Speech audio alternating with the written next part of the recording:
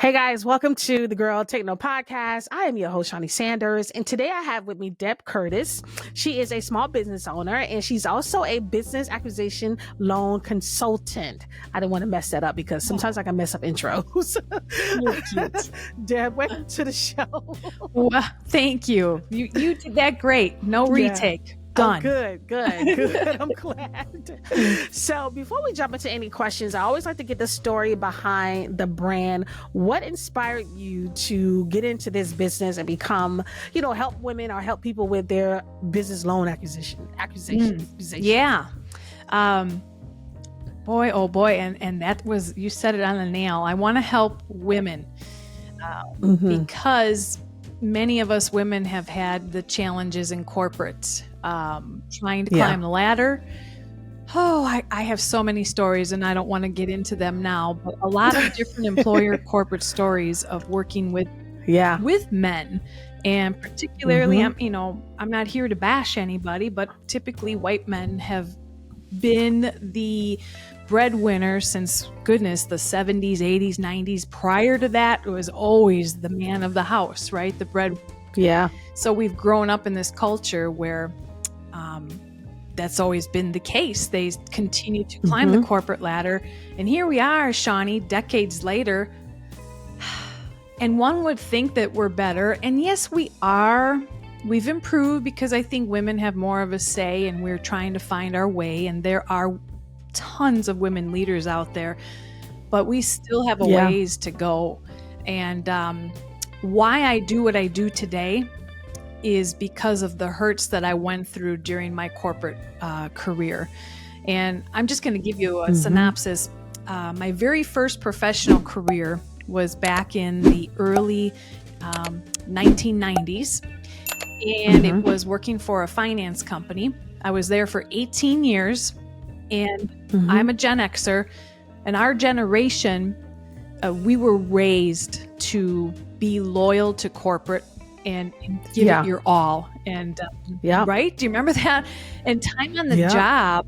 You work until you retire. I know. And it was always time on the job on your resume. And back then, if you were 15 years on the job, you felt like you were secure. And the benefits were fantastic back then as well. But I found I wanted to get promoted. I didn't have a college education back then. That's another story. Came from a broken family and we didn't have enough money. And it just seemed like back then you had to have a college education. I mean, I remember employers, Shaunie, they wouldn't even talk to me because I didn't have a degree on my resume back then. Back then. Yeah. So that first job of 18 years was in a very male-dominated industry, as they all were back then. And I wanted to get promoted, and they said no because I was a woman. And it was back then, you could say that. I'm not kidding you. It was like, say what? You're telling me I can't get promoted? They said, no, we don't think women can do the job. Well, don't tell us girls we can't do the job because you know that's right. I'm going to prove you that I can. So I kept pushing them in a positive, persistent manner, as that's my definition of who I am, positively persistent. And finally, they just said, okay, we'll give you a chance. This girl isn't going to go away. So they gave me the opportunity without any pay for 6 months, and I crushed the goals. I was doing great. They promoted me, and it was very apparent that I didn't receive nowhere near the same salary as my male counterparts did. And I didn't have a college education. So they're like, well, you don't have a college education, so you're not going to make as much money. Plus you're a girl. And I did the job. So all that mattered to me, Shaunie, was having that promotion on my resume that I made it to a branch manager of a finance company, which allowed me to get into other banks, moving my career forward.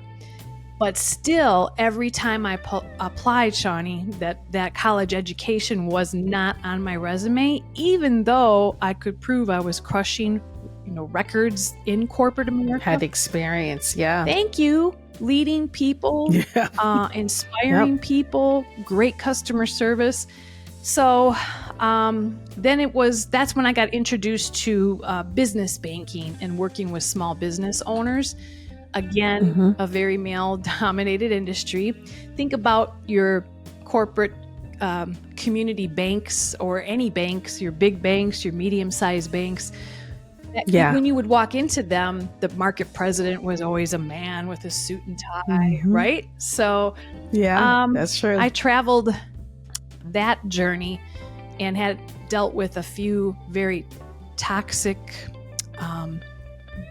gentlemen market presidents that didn't like women and made it really miserable for us and favored the guys. I can remember times where, we all managed a book of business. I was the only woman on the business banking team, and we all had a book of business, and all the guys that were my comparator peers, they did the same job that I did, but I was the only girl. The market president, the one that did not like women, would take all the guys except me to like basketball games in the NBA and NFL football games with their customers, and I had to stay back and just that good old boys club, right? Oh, you said it. Thank you. You know what I'm talking about. I do. Do you realize? Here's the funny thing, though. Us girls, we would be left behind, and we actually were kind of happy that they left because it gave us a chance to breathe because the tension was just so thick. With the women, because the leader, did not like women. But boy, he took all the guys out and he treated them completely differently than us. So I bounced around from job to job and tried to climb the corporate ladder some more, only to find I kept getting pushed down. And I really think it's because of what you said, the boys club. I just did not know the right man. And I'm telling you, that's how the guys got promoted. There was a fella on my team that was a best friend to the market president. He did nothing.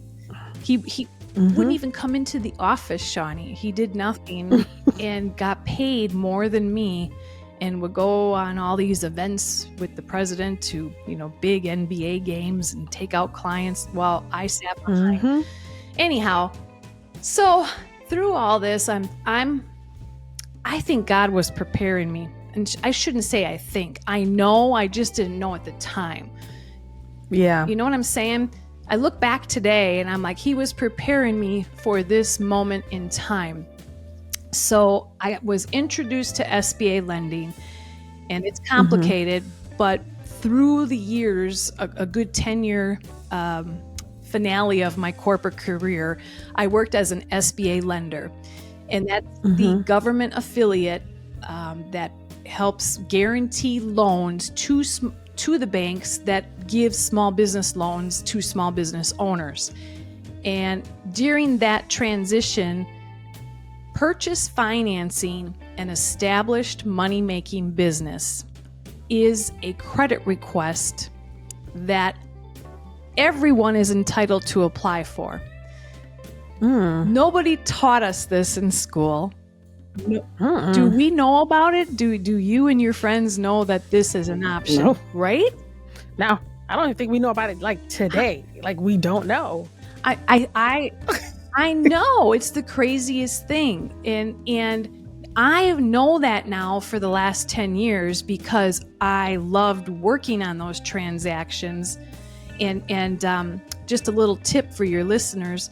Today, there's 11,000 baby boomers retiring per day, and 11,000 because we're living longer, we're aging, we're healthy at older ages than where we were years ago. And a lot of those baby boomers own established money-making small businesses where they want to retire and sell, pass their owner salary on to you, the new owner.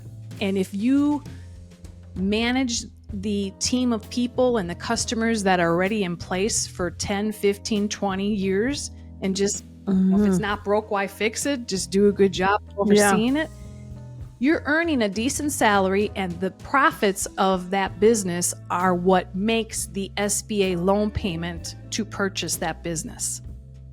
Nobody teaches this to you, do they? Nobody does. That's what I'm saying. So guess who the average applicant has been and continues to be purchase financing these established money-making businesses? It has been the corporate white man. And it is what it is. I'm not here to bash, but I'm just, it's a culture that we grew up in years ago, and it's continuing today. And we as a country, we're not doing a good enough job to educate women, people of color, all of our minorities, all the people. We're not educating them that this is an opportunity to help women and minorities get out of corporate America to consider acquiring an established business. So I spoke a lot there, my dear, because No, but it was good. Oh. It's good because you know what? It's so true. Like, if we think about, it's so crazy. I was talking to another guest and he told me how back in the day, women couldn't even open their own bank accounts. They had to have a man do it for them.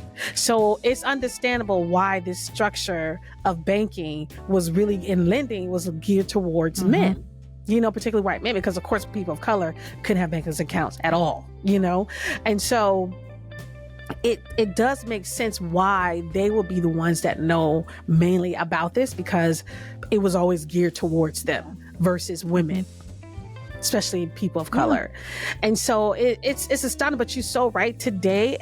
And this is why I want to have this conversation with you, because I was so amazed by, wow, SBA loans.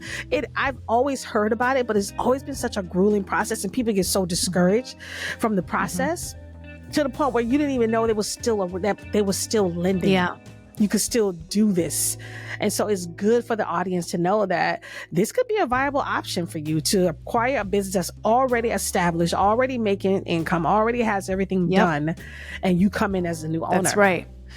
And most people today think, if I want to get out of corporate, I have to start up a business. And most don't do it because that's grueling. Those first 1, 2, 3 years of starting up a business, most often they fail, and people bootstrapped it and, took out all the equity out of their home and their savings and then failed. Yeah. Acquiring a business with an SBA loan, it's already making money, and there's a salary already in place to pay you before the money. You're paid, and then there's still cash profits left to pay that SBA loan payment. So my message, though, it's going to continue even louder, and I want to share with you why. I'm going to be a voice of reason because my corporate chains are released. And 2018 is when I established my business on a part-time basis, but I still did business acquisition loans at banks that I worked at. I still received a salary. And then I did this on the side. Now, my message is, through my experience, business brokers represent these businesses that are for sale on the market. And if you Google up, how do I buy a business? The first thing Google tells you is to contact a business broker that sells the business. And that's the wrong way to do it, because they want to control the buyer, because they want to sell that business. That's where their commissions are made. They want to control the buyer, and then they work with direct bank lenders where the bank pays the broker an additional referral fee if you, the buyer, work with their lender. So they don't tell you this. So there's money to be made, and there's a partnership between the broker that's selling the business that you're buying with the lender they're referring you to. And I don't like it. It's not ethical, in my opinion, because it doesn't represent you, the buyer, to protect you on the business that you're buying. How does that make sense? It doesn't. Okay, so that's number one. Number two, what I'm seeing, and now I'm an advocate for, equal and fair treatment of all the people, women and people of color. I have clients that engage me because I source different banks to find the right and the best loan structure for my people that want to finance a business.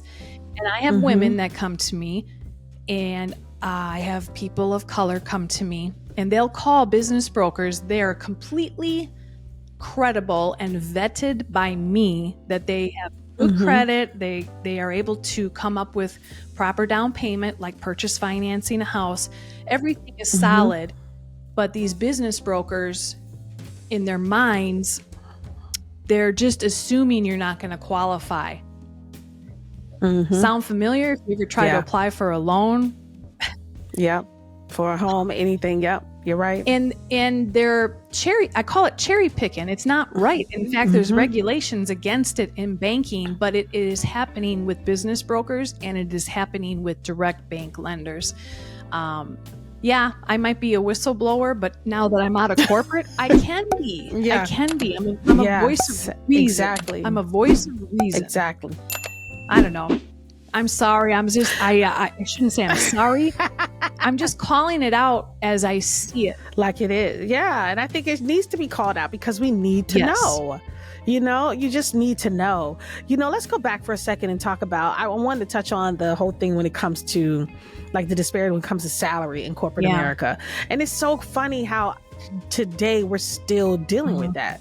Yes, as women, we do make six figures, we do get to a good salary, but still it's nothing compared to what men make. And it's so crazy to me that we're still there. Women are still fighting for equal pay. I look at the WNBA, they're still fighting, trying to get the same amount of money as men who are in the NBA. And it's still a fight. And I'm like, when does it end? Will our kids now have to continue this fight as young girls and women? Like, when does it end? That's the question, Shaunie. So keep preaching with me. That would be my message. And preach it loud, and use your platform here with your podcast show.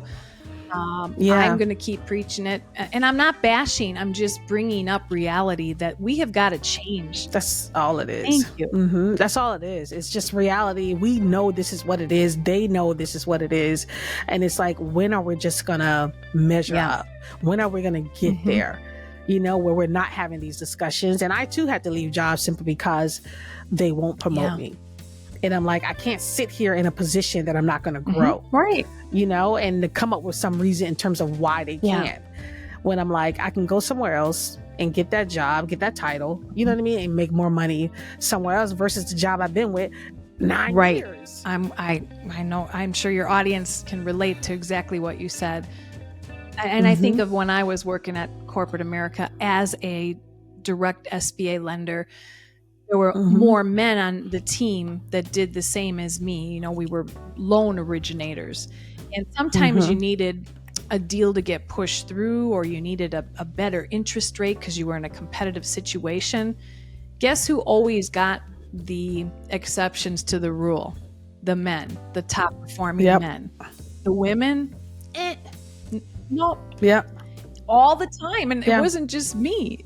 I spoke to other women in the industry, and they deal with this. They dealt with this. They still deal with it today. It's crazy. So it's crazy how it all still happens. We're going to make a change, Shaunie. We are.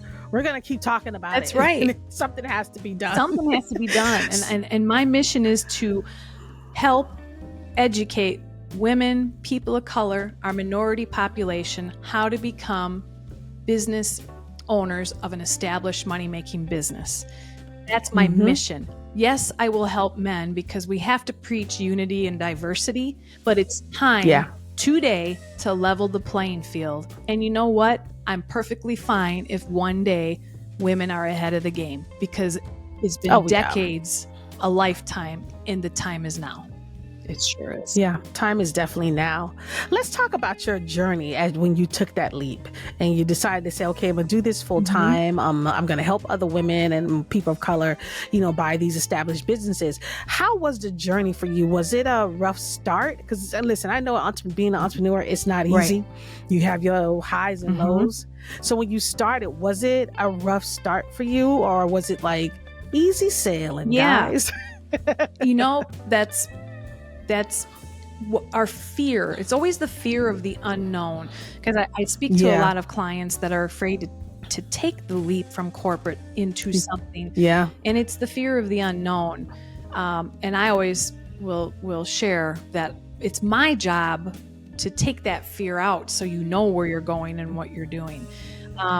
So, I think of a gal that lived in Minneapolis. She was a longtime human resource manager for several different large corporations. She wanted to get out because she wasn't getting promoted. She was dealing with the same issues that most women do. So she found a staffing agency in Florida that was for sale, along with the real estate that the business operated in. And because she had that experience of managing people and recruiting people, think about it. To transfer into a business that's already established and there's employees and there's customers, it's like a promotion, Shaunie. It is. To transfer from corporate in a similar industry, it doesn't have to be spot on exact, but if you have management experience, in her case, she had staffing experience, that was easy. It aligned. And in fact, her salary to be the owner of the business in Florida was substantially more than what she was earning today. And it was profitable. It was Florida's booming. Everybody's moving down there, right? Now, if she came to me and wanted to do a startup, which I don't support doing SBA loans for startups, because you have a better chance at purchase financing something that's already working and making money. Yeah. But if she said, you know what, Deb, I've been in staffing for 15 years of my career, and I want to start up a restaurant, that's going to be grueling. That's not going to work. So there's that difference. You have to think to yourself, I think if you're in corporate and you want to get out, what's your passion? Could you turn that passion into maybe a part-time business on the side while you're still working at corporate, and then grow it from there? Or maybe you're in corporate and you're like me, my passion was business acquisition financing. Always was. But I realized in corporate was not where I was happy, because I was stifled in promotions or exceptions to give better programs to my customers, because the guys always got it. So that's when I realized, get out and do it on my own as a business and work with all the lenders I know. So transferring to entrepreneurship, it just all depends upon what that plan is and what is your heart to do. It can be easy if you're going to something that's established, or else I would suggest to start it slowly on the side, part-time. Yeah. So you can eventually exit on out. I think that was a good point you made, in terms of like, most people think about when they want to start they start a business, they think about a startup, starting from something from the ground up.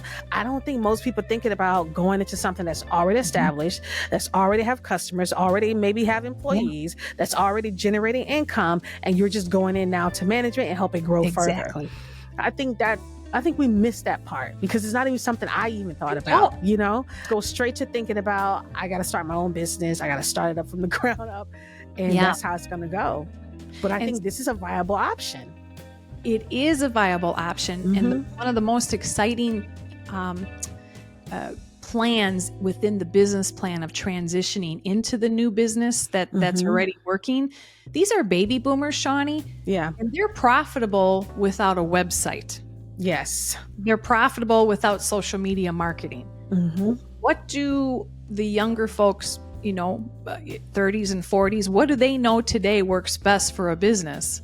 well, for crying out loud, a website for sure. Yeah. Website, So- social media presence. Yeah.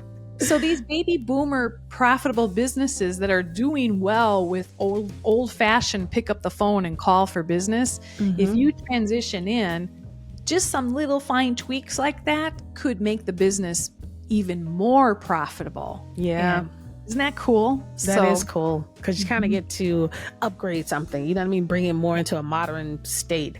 So let me ask you, most clients that come to you, do they already know what kind of business they want to establish, or do you kind of lead them in a direction of saying, hey, seems to be where your passion and your skill set align with this type of industry? You know, it usually they come to me with kind of a list of industries that they're looking for. And then in this ever-changing market that we're in, what's sustainable for a small business? And what I mean by that is what's essential. What do we need every day? We need our plumbing fixed. We need our air conditioning fixed. Us women, we like to get our hair cut. We love restaurants. Pizza restaurants were incredibly successful during COVID. The ones that looked at the pandemic as opportunity to kind of flip their operations into more delivery and carry out, you know, and now those new found ways to increase revenue is still in their business plan, along with the dining room open full time. So they're actually growing those businesses more. So, you know, we do self-discover, and the underwriter will look at your resume. And I will coach my clients. Like if you want to buy a restaurant, because some people just love restaurants. Yeah. And there are a lot of them that are profitable. More than likely, the underwriter is going to want to know you have restaurant experience. And for me, if I wanted to buy a restaurant, Shaunie, you'd have to go back like 30 years to see my restaurant experience. So when I have conversations with buyers, I tell them this story and they're like, oh yeah, I did work at a restaurant for 5 years in my college days. So I tell them to pull that up on the resume because they want to see that you know how to work in a restaurant. Yeah. Okay? Yeah. Let me ask you, so because when I also think about a lot of franchise businesses, because I see a lot of people buying McDonald's, Subways, people are getting into all these different franchises simply because they actually generate money. Yeah. Is that the type of business that some of your clients go into, or is that completely separate from what you do? Yes. And we all know Subway, Cousins. I don't know if you have Cousins where you are, you know, all the franchise owned businesses. You can start them up from ground zero if the market is available. And again, just as a reminder, I don't finance startups. I focus solely on what I would call resale of the McDonald's and the Subways. Okay. Resale of an established franchise location that's growing and it's profitable. That's yes. So the answer to your question is yes, you can finance an established franchise that's making money. And that's more for the entrepreneur that maybe likes a manual to go to, right? The franchisor is telling you how everything must be done in a day, and they support you, and we finance those. And then the mom and pops, where they show you how they do the business when you transition in. And then over time, you obviously have the opportunity to tweak things and, make it more of your own, and grow it. Because that's where it's at. Is it like a marketplace where you find these businesses, or is it more so kind of like people are kind of like scouting in their neighborhood? Both. Okay. You're forward thinkers. So there are business listings on the market, and they're listed by business brokers who get paid up to 10%, kind of like a realtor. When the home sells, when the business sells, they get a commission, right? Where you have to be careful, though, is they're going to try to push you to work with their SBA lender because they make more profit. Yeah. And I recommend don't go that route. Start with, either your direct SBA lender that or consultant like me that knows several of them, because every bank has its own credit policy. You could call 3 banks today to apply for purchase financing a business and get 3 different answers. And I've worked for so many banks that I know kind of where to go for the best loan structure. Did I answer your question fully? Yes, you did. What is the most, like when it comes to your clients, what is the industry where you see them purchasing the most? Industry that I see purchasing the most these days. Mm-hmm. Here's a good one. Well, before I answered the question, during COVID, everybody was talking about financing e-commerce. Gotta buy e-commerce. Yeah, e-com, yeah. Yeah. And online. Right, online. But here's what's happening now. And I had a chief of credit years ago that did not like e-commerce deals. And his reasoning was because fear of the big Amazon giant buying out those little e-commerce companies. Because here's a story what they do. Yeah. If you're a small little e-commerce business, you're thrilled when you can sell on Amazon because everyone buys there. Mm-hmm. Well, what can happen is Amazon will track your sales and how you're doing as a small business e-commerce provider. You can retail on Amazon and make an income. And what they'll do, for example, we all know the ring light, we're on a Zoom call. Yep, the ring light. We all got one. That's right. Well, the original founder of the ring light was a small business owner, and he was selling those like crazy on Amazon. Mm-hmm. Well, they took them out and made their own Amazon ring light at a discounted price, and that put him under. You know what? Amazon does that. Yes. I did not pay attention to that, but when you do, you have just blown my mind, Deb, because when I think about it, Amazon always have their own Amazon choice product that they recommend to you. Versus the product, when I'm looking at chairs or sheets or pillows, it's always so Amazon recommended. And of course that is so true. It is, and they can buy all their parts or work with the manufacturer and get it much cheaper than the small business owner who maybe doesn't sell as much, but they'll wipe you out. So don't do e-commerce. That's what I say. And my chief of credit a few years ago, because I'm like, but why? They're so profitable right now. And then he told me, I'm like, oh. And they can steal what you have. Yeah. But what I would recommend, what's the trend that people are buying right now? What is essential? And here's think about this. We're living longer. What's essential? In-home health care, daycare. We need home health aid. Yep. Right. Daycare. Think about it. AI can't watch your kids. No. No, it can't. I don't want it to. Thank you. Right. But isn't that true? Yeah. Think of stuff like that. And because that's how underwriters are thinking. Landscaping, in-home upgrades, just think of things that we need. Auto repair. Yeah. Just think in a day, like what's a need that's never going to go away. Anything hands-on that AI can't touch. What I think would be concerning right now is anything that's marketing related. We got to be careful. Because AI is taking over a lot of that tools that can easily market things for you now. That's right. But it can't take away who Shaunie is and her voice and her face or mine. Exactly. It can't do the podcast for me. Amen to that. But it's so funny how AI is really, when you think about how it's being developed, when we think about self-driving cars and they're already testing self-driving trucks for delivery, it's going to begin to wipe out certain industries. And I was just having this conversation with a friend the other day. I remember I used to live in Florida and I grew up in Florida from there.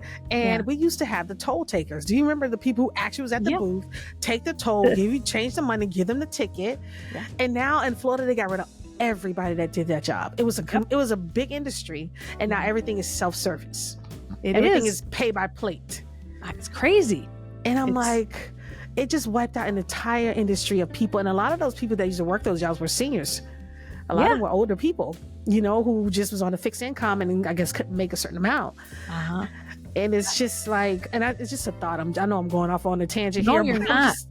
thinking about, when you talk about the businesses, think about something that you know that's not going to go away. Yeah. And it's true. You got to think about that. You're on the right track, Shaunie, because on the West Coast, there are Wendy's, fast food chains, and McDonald's that have one employee now. The rest is all AI. Yeah. My car wash, my local car wash, used to have people, like you mentioned, it now I drive through, it just reads my license plate and the arm goes up and that's it. I'm right done. through. Yeah. No more of the friendly staff actually washing the cars, and it's nuts. It's crazy what AI is doing. And can I add to that? Can I add a thought to that? Because you went on this subject, so I have to tell you. Just yesterday, I replied to a post because it was about AI. I replied to a post on social media, and I thought, because I Google, I shouldn't say I Google, I chat GPT query. I love a chat GPT. What's going to happen? I always say, what's going to happen with SBA loan shops, with our front end lenders, the underwriters, processors? Is there risk? And there is, because it can all go automated. So my question was, could it be, will AI put an end to unfair treatment of unfair treatment of all the people? I mean, because think about it, a front-end SBA lender that's cherry picking, or a business broker, is AI can't do that, right? It doesn't know. Thank you. So could that improve the process? Thank you. So there are some thoughts in my mind that, it might take out jobs, but it certainly may improve some areas that it is. Yeah, you're right, because then the whole process is automated. You know what I mean? And then it's like, then everyone gets a fair chance to apply for loans, mortgages, and stuff like that.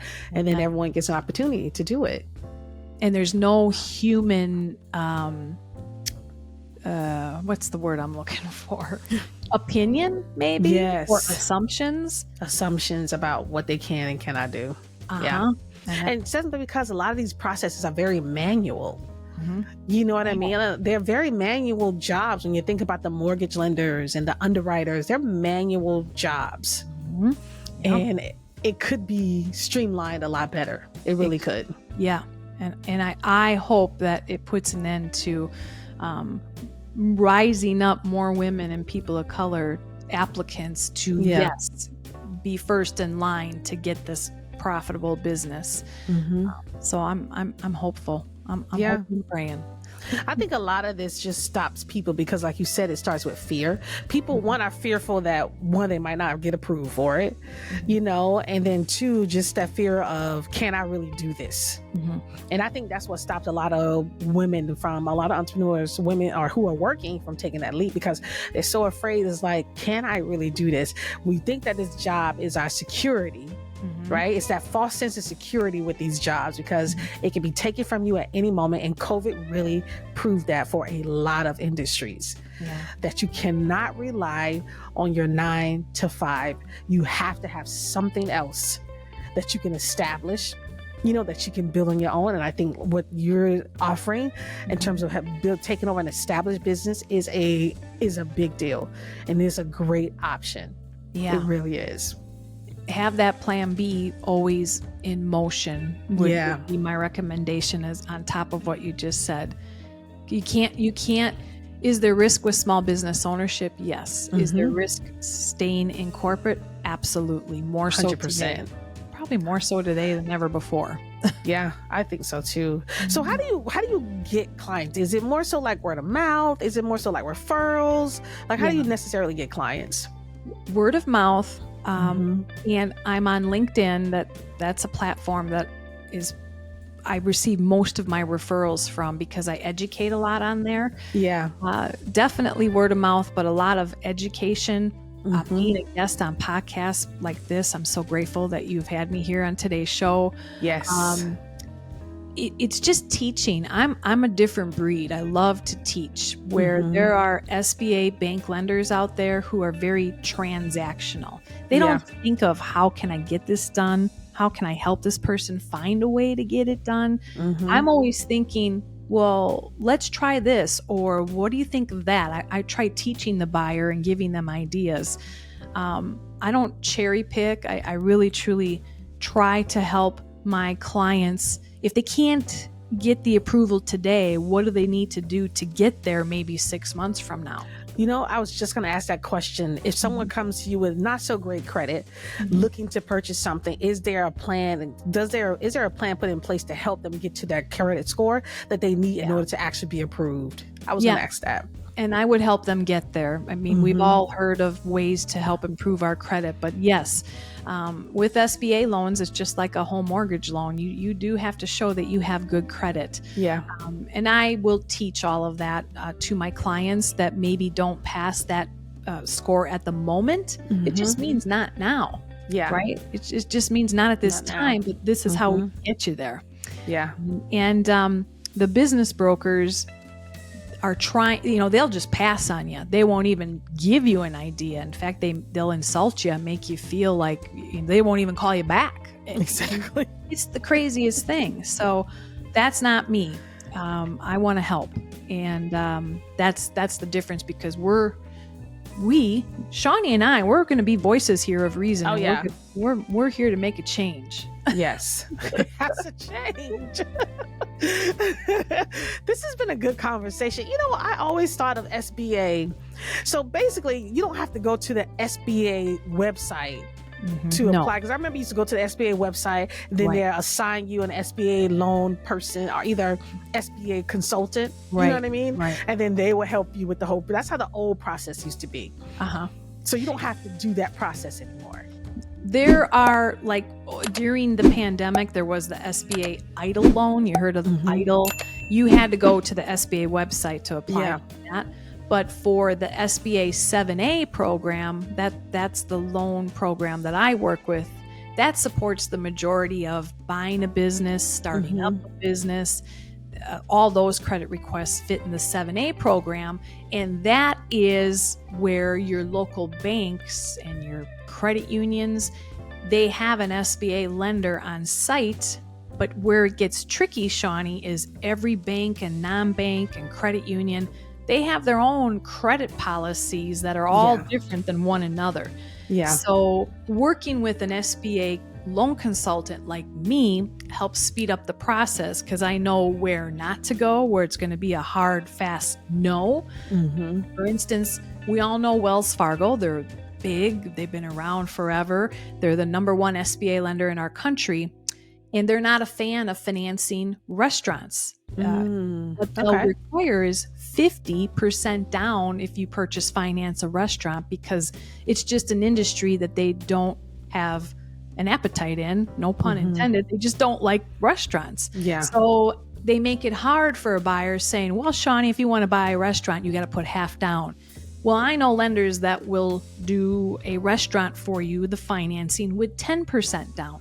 So the average buyer that's an SBA borrower doesn't know all this. How can they? Nobody's teaching it. And how do you navigate it? And so that's why I'm here. And it's hard to find anybody out there like me that's focused specifically on change of ownership transactions with the SBA. That's all I focus on. And specific to really having a passion for helping women and people of color. Yeah, you're right. I haven't talked to nobody that talked about that change of ownership. Like, we don't, like I said, if I would have never had this conversation, I wouldn't even know it was an option, because everybody today is preaching, real estate, purchase real estate, purchase real estate. That's what everybody is, start up your own business, purchase real estate. That's what they're saying, how you build legacy. Nobody is talking about the fact that you can actually purchase something, a change of ownership. Right. Isn't that crazy? It's crazy to me. So my whole journey, that's why God put me here. He knew what he was doing. He did. A whole new way of life. Thank you. I know. Well, listen, I got one question to ask you, and I should have asked you this. I should have told you I was going to ask this question ahead of time. Yeah. Because I like to give people an opportunity to think about it while we're talking. But what was some of the best advice you ever received from another woman? Another woman. Yeah. And I normally let you know ahead of time so you can kind of think about as the show go along, because some people got to, think about it, I one comes to mind right away. And And believe it or not, she was a former supervisor of mine in a loan shop, and I loved her. And she worked on SBA loans. She was an SBA supervisor, and this wasn't that long ago. Her name was Heidi. And she used the phrase, trust, but always verify. That's right. And because she knew my personality, I like to trust everybody. And her point was, this was years ago when I was a little bit more green, working with business brokers who are majority all men. And typically women aren't in this position. And her point was, trust but always verify. So if they would tell me something that, oh yeah, the business made all this money, you know, okay, then show me the tax return. She goes, trust, but don't move forward till you see the proof. So that would be my advice for women out there. Trust, but always verify. So, and you know what? She did get promoted to chief operating officer, and she has a belief in hiring just women right now. So she's awesome. A force to be reckoned out there for women. So we're out there. Hear us roar. That's right. We're coming for you. Well, Deb, thanks so much for this conversation today. I know this conversation is going to be helpful to a lot of people, and it's going to open people up to a whole new way of thinking about business. You know what I mean? Starting their own business or having their own business. So I'm excited for them to hear it. Guys, listen, I am Shaunie Sanders. This is the Girl Techno Podcast, and I will talk to you next time.